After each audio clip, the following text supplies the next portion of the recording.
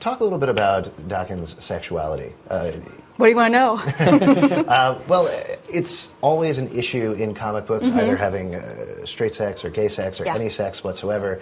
He likes sex. He likes sex. Yeah. Well, he seems omnisexual, sort Right. of, in a way. Mm-hmm. It's definitely pushing boundaries in terms of comics. Is that Mm-hmm. something that you wanted to do going in? Well, I mean, he's bisexual, and he uses sex as a tool, as a weapon, as a power thing. Mm. And so it's not really, we didn't want it to be like a big deal, it's just who he is. And so when he kisses Bullseye, it comes out of nowhere because, that's who he is. I mean, and so we didn't, there's no like public service announcement, this is the special issue of Dark Wolverine. And, when he has sex with a woman, again, there's no public service announcement, but it's just, it is who he is. And so, and we wanted to have fun with that. And I think if it was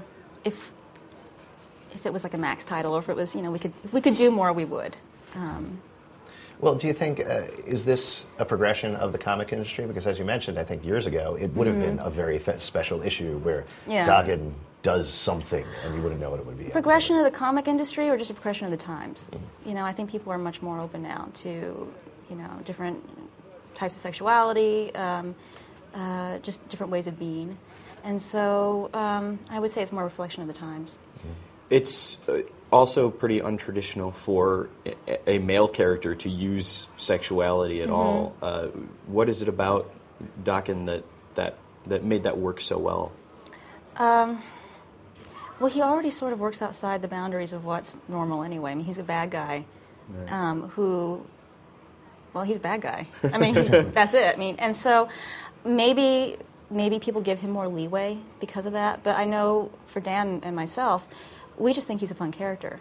And so we like taking him in different random, unexpected directions. And so we don't think of ourselves as like pushing boundaries or doing something that like a man normally wouldn't do. We just like to have fun with the character. And it's his personality. He already is just this sort of random, unexpected person. And he doesn't run by anyone else's rules. And so when we're writing him, we don't either.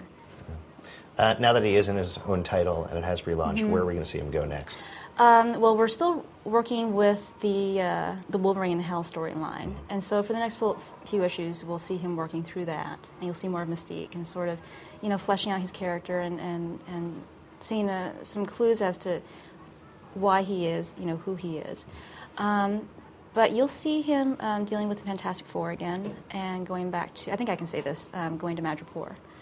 And so it's, he's going to be expanding his empire, and his goal is to sort of at some point rule the world. Whether he gets to that point, we'll see. But, he has large goals.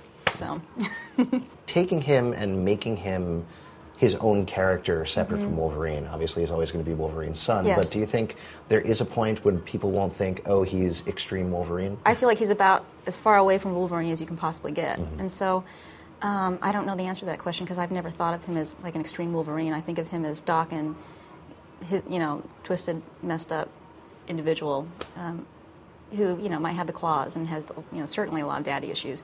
But I feel like he's very much his own person.